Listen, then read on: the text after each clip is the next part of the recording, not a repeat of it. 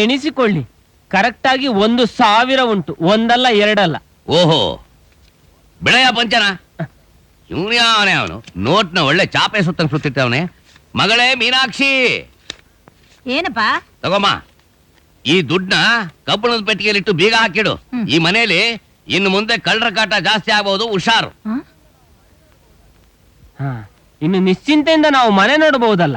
ನೋಡು ನೋಡು, ಮನೆ ನೋಡಿದ್ಮೇಲೆ ನೀನೇ ಇನ್ನೂ 100 ರೂಪಾಯಿ ಜಾಸ್ತಿ ಕೊಡ್ತೀಯ. ಅಷ್ಟು ಚಂದ ಉಂಟು ನನ್ನ ಮನೆ. ಅಗೋ ಅಲ್ಲಿ ಕಾಣ್ತಾ ಇದೆ ನೋಡು, ಅದೇ ನಿನ್ನ ಮಾಡಿ ಮನೆ. ಗಾಳಿ ಬೆಳಕಿಗೆ ಏನು ಕೊರತೆ ಇಲ್ಲ.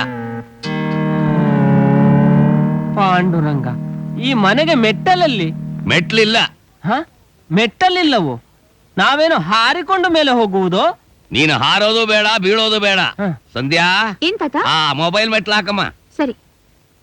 ಮೆಟ್ಟಲುಗಳನ್ನು ತರುವುದ?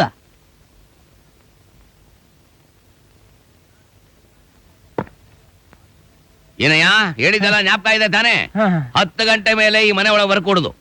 ಗೇಟ್ ಹಾರಿ ಬರೋಕೆ ಏನಾರು ಪ್ರಯತ್ನ ಮಾಡದೆ ಕಾಲು ಮುರಿದು ಹಾಕ್ಬಿಡ್ತೀನಿ. ಇಲ್ಲ ಇಲ್ಲ ಇಲ್ಲ, ವಯಸ್ಸು ಹುಡುಗಿರೋ ಮನೆ ಇದು. ಬಾಲಾಗಲ ಏನಾರು ಬಿಚ್ಚದೆ ಈ ಡಬ್ಬಕ್ಕಾಗಿರೋ ಚರ್ಮ ಹಾಕಿದ್ದೀನಿ, ಮೈ ಚರ್ಮ ಹಾಕ್ಬಿಟ್ಟು.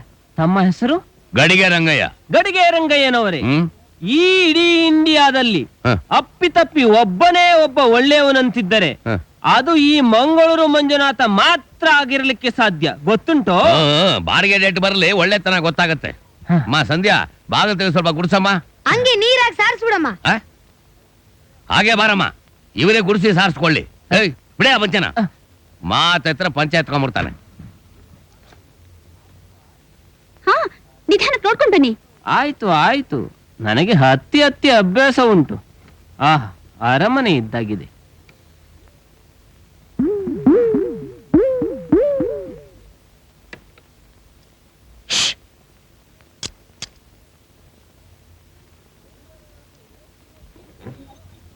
ಬೆಂಗಳೂರಲ್ಲಿ ಹೇರ್ ಪಿನ್ನೆ ಬೀಗದ ಕೈಯೋ? ನೀವ್ ಬೇಕಾದ್ರೆ ಬೇರೆ ಬೀಗ ತಗೊಳ್ಳಿ. ಯಾರು ಇವ್ರಾ? ಸುಮ್ಕೆ ಹೇರ್ ಪಿನ್ ಕೊಟ್ಟೋಗಿ. ನನ್ ತಲೆಲೇ ಇರುತ್ತೆ, ಬೇಕಾದ್ರೆ ಕೇಳಿ. Pin pin pin. ಅಯ್ಯೋ ತಾಯಿ, ಕೊಟ್ಬಿಡಿ, ಇಲ್ಲಾಂದ್ರೆ ಇಲ್ಲೇ ಪಿರಾಣ ಬಿಟ್ಬಿಡ್ತಾರೆ. ತಿಂದು ತಿಂದು ಮೈ ಕೊಬ್ಬು ಹಿಡಿದಿದೆ.